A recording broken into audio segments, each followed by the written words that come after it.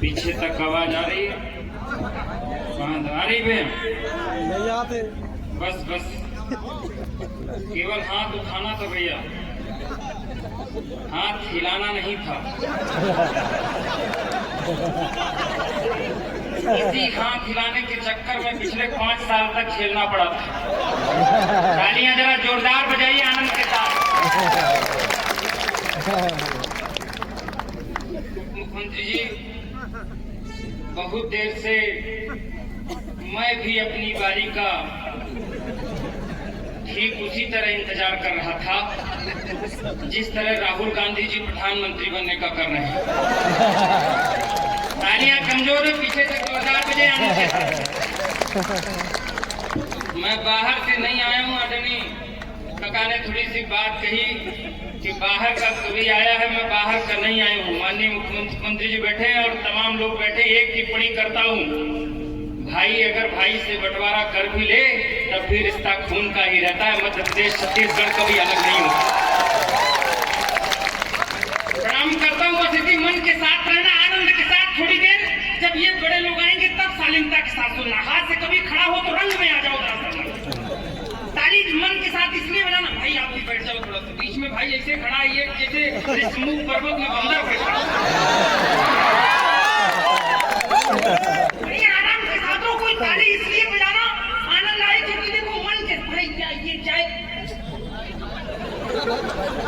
जब भी मंत्री जब नहीं चाय वाले को मत बोलो, क्या मानकर यही प्रधानमंत्री बन गए। एक से एक प्रधानमंत्री बन जाए तो क्या अच्छा मंत्री जी, ये तो ठीक है कि जब कोई चाय वाले को बोल दो तो इसलिए मैं तो विधायक जी इसलिए भी चाय वाले को नहीं बोलता कुछ, क्योंकि चाय वाले को जिस चीज ने जो कुछ कभी कहा था आज वो उसको कहने सुनने लायक नहीं छोड़ रहे। आनंद के साथ हो, मस्ती के साथ थोड़ी देर इसलिए आना कि ताली। देखो राजनीति की बातें बहुत सारी होगी, इतनी सारी राजनीति की बात में क्या राजनीति की बात। अभी चुनाव से निपट के आए हैं विधायक जी, महाराष्ट्र में हम लोग चुनाव से एक बार निपट के आए आशीष भैया, तो ऐसा लगता है जैसे कुंभ नहा के आ गए। मजाक में तरह के लुभावने आते हैं। हमारे यहाँ से जब चुनाव से निपटते हैं हम लोग तो हमको एकदम टेंशन हो जाती है, इतने प्रलोभन आते हैं विधायक जी।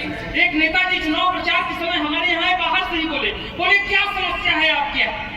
संस्थान की बात कर रहे थे काका, बोले क्या समस्या है आपके यहाँ। हम कहा साहब कोई समस्या नहीं है, हमारे यहाँ सड़क है, पानी है, बिजली है, सब है, कोई समस्या ही नहीं है। मोदी जी की सरकार आ गई है, कोई समस्या नहीं है। केवल एक दिक्कत है, हमारे यहाँ संस्थान नहीं है ढंग का। जब कोई बुजुर्ग गुजरता है तो बड़ी दिक्कत होती है, संस्थान नहीं। नेताजी और खतरनाक थे, बोले इस बार हम लोगों को वोट दीजिए, एक एक घर में संस्थान बना देंगे। आनंद के साथ कोई दिक्कत नहीं। एक नेताजी और चुनाव प्रचार में आए, वो बाहर से ही बोले इस बार हम लोगों को फिर से वोट दीजिए, विकास होगा। इस बार हम लोगों को फिर से वोट दीजिए, विकास होगा। तो अंदर से भाभी निकल आई, बोली नेताजी झूठ मत बोलिए, पिछले बार भी आप बोल गए थे कि विकास होगा, लेकिन विकास नहीं हुआ, पिंकी हुई थी। इसी मन के साथ आप आनंद करते। अच्छा मंत्री जी, नेता तो नेता, मतदाता और खतरनाक होता, वोटर और खतरनाक होता। हमारे यहाँ एक आदमी पिछले चुनाव में वोट डालने गया तो मशीन के सामने 3 मिनट तक सर छोड़ता, तो अधिकारी चिल्लाने लगा, बोला क्या सोच रहे हो 3 घंटे से तुम। आनंद आए तो शुरू कर देना 10 मिनट के लिए जरा। बोले क्या सोच रहे हो 3 घंटे से तुम। बोला नहीं सर, सोच नहीं रहा हूँ, दरअसल रात को जो एक बोतल दे गया था उसका चुनाव चिन्ह याद नहीं आ रहा है। तालियां आनंद के साथ, पीछे से मस्ती के साथ बजाओ। अच्छा ताली इसलिए भी बजाऊं भाई, रख दो हो गया। मैं जैसे बता रहे थे ना ये मंत्री जी, ये ब्राह्मण है, मैं मध्य प्रदेश का ओरिजिनल ब्राह्मण हूँ। ये साजिश रची जाती है धर्मजीत जी, मुझको खड़ा करके पीछे खाने पीने की चीजें मंगाई जाती है। मैं ज्यादा कहीं बच्चा हूँ, मैं मजाक नहीं कर रहा हूँ। ब्राह्मण को मारना हो तो गोली कभी मत मारिए, उसको डंडे से कभी मत मारिए। ब्राह्मण को खड़ा कर दीजिए और उसके आगे पीछे खाने पीने की चीज खाइए, ब्राह्मण कुंठा से मर जाएगा।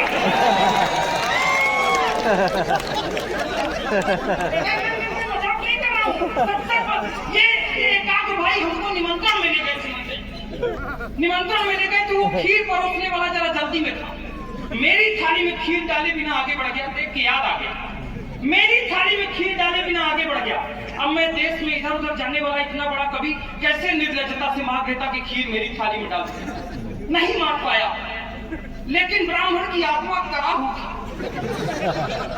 सांसद जी कराहू की अंदर से गुस्से से आवाज आई, हम कहे भगवान अभी यहीं बिजली गिर जाए। तो सुरेंद्र दादा बोले कि अगर बिजली गिरेगी तो क्या तुम बच जाओगे? हमें आनंद आए तो फिर शुरू कर दो। दादा बोले अगर बिजली गिरेगी तो क्या तुम बच जाओगे? हमें हम बोले दादा जब हम खीर से बच गए तो क्या बिजली से नहीं बच जाएंगे? बस इसी मन के साथ आनंद के साथ कहना दरअसल आनंद बढ़िया मेरे मन के हो जाओगे, मैं बढ़िया सुनाने लगूंगा। तालियां इसलिए बजाने के लिए कह रहा हूँ, ठंड ज्यादा है, आपकी ताली थोड़ी सी आपको गर्मी पहुंचाएगी। एक बार बजा के बताओ। अच्छा इसलिए भी जरूरी है ताली, क्योंकि देखो आदत है, हम कभी कलाकार हमको गियर लगता है, ताली के बिना हमारा गियर नहीं लगता, आदत खराब होती है।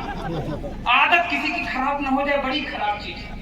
हमारे मोहल्ले में बस कंडक्टर की शादी हुई सांसद जी, तो आदत खराब थी। जब जयमाले में पहुंचा तो दुल्हन से बोला कि थोड़ा और खसको, अभी 2 सवारी की जगह और खाली। आदत खराब। हम लोग जब स्कूल में पढ़ते थे आदत कितनी खराब हो जाती विदाई की। हम लोग स्कूल में पढ़ते थे तो एक लड़की ने नाटक में बुआ जी का रोल कर दिया, अगले दिन से सारी लड़की उसको बुआ जी कहने लगे। आदत खराब थी, सारे लड़के उसको बुआ जी कहने लगे। तो वो प्रिंसिपल के पास लिखित शिकायत थी। प्रिंसिपल डंडा लेके क्लास में आगे बोले जो इसको बुआ जी कहता हो तो खड़ा हो जाए। सारे लड़के खड़े हो गए, केवल मैं बैठा। प्रिंसिपल हमारे पास आए, बोले तुम इसको बुआ जी नहीं कहते हो? हम बोले नहीं सर, हम इसको बुआ जी नहीं कहते। बोले पूरे स्कूल में सबसे शांत तुम ही लड़के हो? हम बोले ऐसी बात नहीं है सर, मैं इसको बुआ जी कह ही नहीं सकता हूँ, क्योंकि मैं तो पूरे स्कूल का फूफा जी हूँ। इस मन से ताली बजाते रहना। मैं 4 पंक्तियां निवेदन कर रहा हूँ।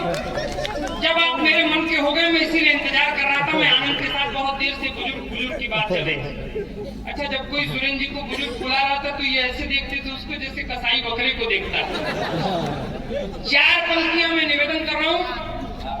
पीछे जो वार्ड नंबर 18 के कुमारे लड़के बैठे हुए इन पंक्तियों में मन के साथ देंगे।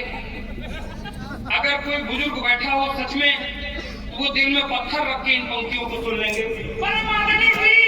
अनूप जलोटा जी ने जब 68 साल की उम्र में दूसरी बार नया हारमोनियम खरीदा, तभी मैं कुछ नहीं बोल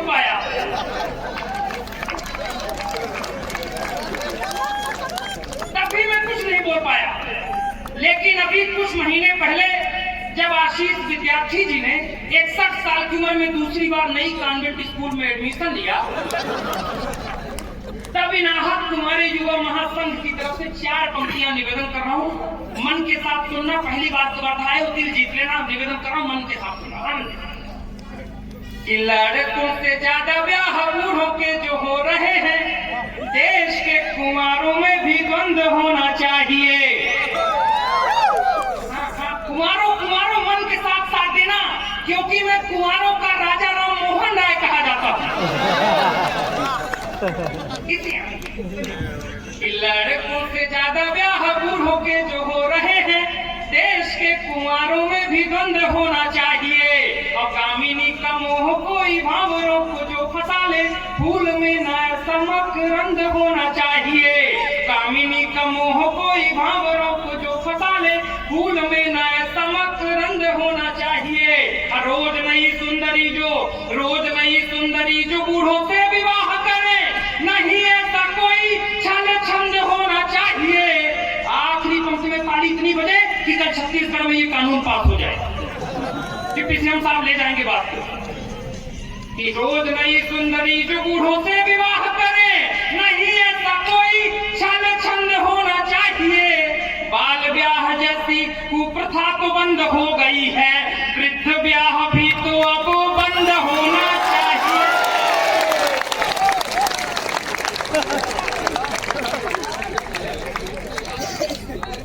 बहुत बहुत आभार धर्मजीत जी।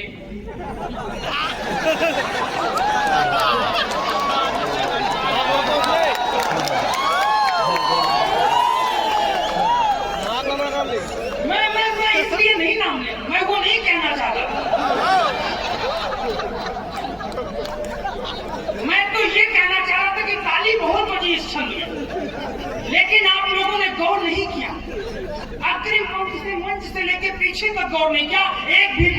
ताली नहीं बजाई। ये चरित्र है। आनंद लीजिए। मैं तो धर्मजीत जी की सही बताऊं, जब इस तरह कोई सुंदर आदमी मेरे सामने स्मार्ट खड़ा हो जाता है तो मेरा कलेजा चलने लगता है। दादा ने बताया मैं रीवा से आया हूँ। सच बताओ, इतना स्मार्ट मैं अगर होता उमंग भाई की तरह, धर्मजीत जी की तरह, तो मैं 5-6 दिन नहाता ही नहीं। मैं रीवा से आया हूँ, मैं रीवा से आया हूँ। से तो पूछ के नहाते हैं कि नहीं? नहीं, आनंद लीजिए। मैं क्या, मैं तो दादा की कलर से मिलता जुलता आदमी। आनंद नहीं मैं तेरे से बोल रहा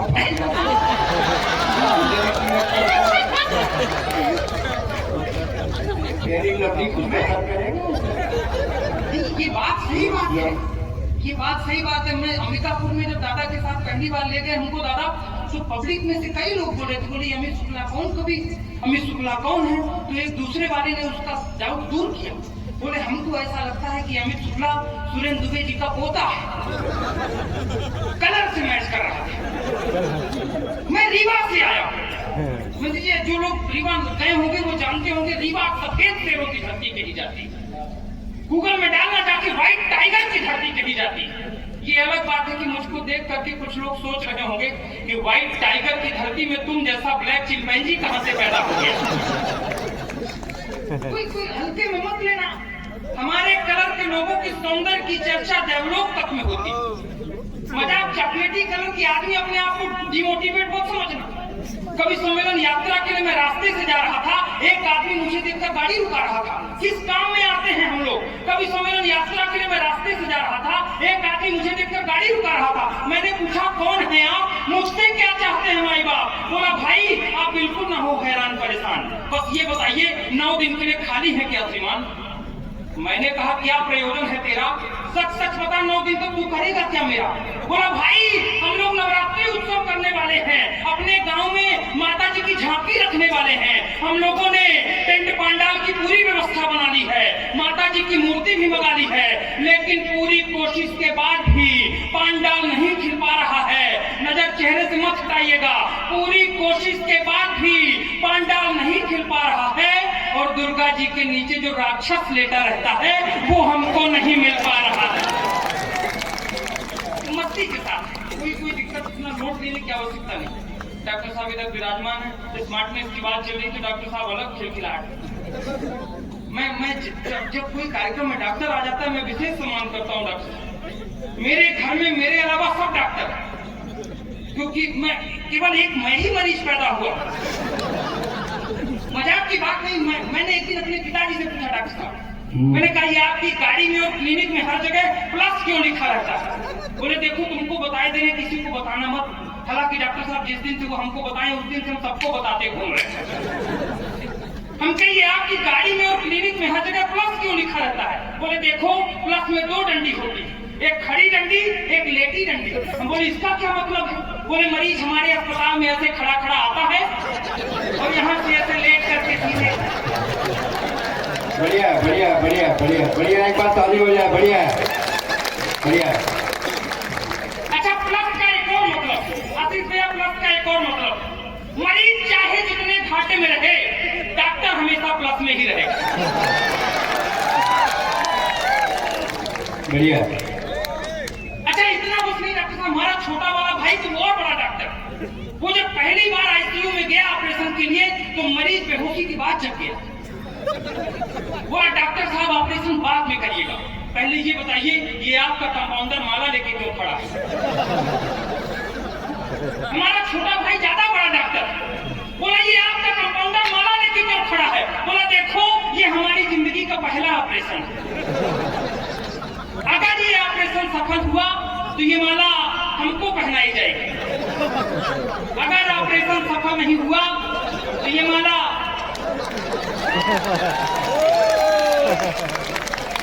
आनंद। ये मस्ती के मैं 4 पंक्तियां और निवेदन करूं। आदरणीय विजय जी, जब से हम लोग सच बताने जैसा दीदी कह रही थी कि जब से हम लोग व्यवस्था है आपकी सिर्फ सेवा भाव और आपकी चर्चा होती है, आपकी गुण की चर्चा होती है, लेकिन इसके साथ साथ आप बहुत निडर और साहसी व्यक्ति भी हैं, क्योंकि भाभी जी यहाँ पर बैठी हैं, उनके रहते आप इतना खिलखिला के हंस पा रहे हैं। सचमुच मैं प्रणाम करता हूँ। मैं मजाक नहीं, आनंद के साथ। मैं भी तरोताजा विवाहित पुरुष हूँ, तो मैं उस दर्द को समझता हूँ। मस्ती मजाक की बात नहीं, हल्के में मत लीजिए। आनंद के साथ रहिए। मैं 4 पंक्तियां और निवेदन करता हूँ। जब मैंने वृद्ध ब्याह पे PhD की, मैंने जब वृद्ध ब्याह की बात छोड़ी तो मैंने ये पूरे सर्वे किया देश में कि जब दूसरी इनिंग में विवाह किया जाता है तब नई हीरोइनों के साथ क्यों किया जाता है। दादा अभी देखो पूरा बिपाशा बसु और करीना कपूर ऐश्वर्या पहुंच गए। तो दूसरी पारी में जब विवाह किया जाता है तो नई हीरोइनों के साथ क्यों किया जाता है। तब मैंने 4 पंक्तियां लिखी, निवेदन करूं मस्ती के साथ जो निकल के आई, आनंद लेना पीछे तक मस्ती के साथ। कि पैसे वाले बूढ़े जब दूसरा विवाह करें लगता है फिर से बाहर नहीं आई है। दादा पीछे इतना झोंक के मत सुनना इन पंक्तियों को, और अमल तो बिल्कुल मत करना। जिन लोगों ने इन पंक्तियों को अमल किया है ज्यादातर तिहाड़ में हैं। कि पैसे वाले बूढ़े जब दूसरा विवाह करें लगता है फिर से बाहर नहीं आई है। गोरी नई बीबी संग बूढ़ा देख लगा मानो एक्सपायरी डेट की दवाई वो पाई है।